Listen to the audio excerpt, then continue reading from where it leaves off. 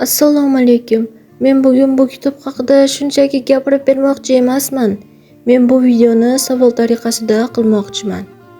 Ikki eshik orasi asarida eng ko'p jabrni kim ko'rdi? O'g'lini umr bo'yi ilhaq kutgan qora ammami? Yoki sevgisiga yetolmay armon bilan ketgan kimsanmi? Qonli yoshlarini ichiga yutib, Muzaffarga onalik qilgan Robiyami? Yoki muhabbati javobsiz qolgan Ochilmi?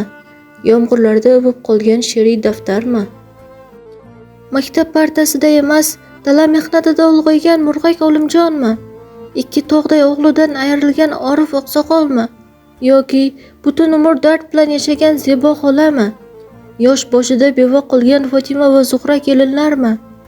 Qora xatlarni tashib, elning qayg'usini yelkasida ko'targan Rashid Abzimi? Xiyonat azobini tortgan Shomurod akami? Farzandidan ayrilgan Ra'nomi?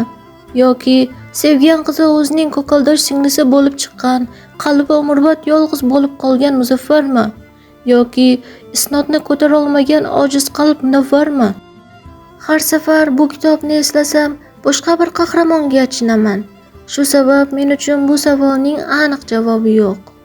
Chunki bu asarda urush hammaning qalbidan nimanidir olib ketgan. Kimningdir farzandini, kimningdir sevgisini, kimningdir orzusini, yana kimningdir butun umrini.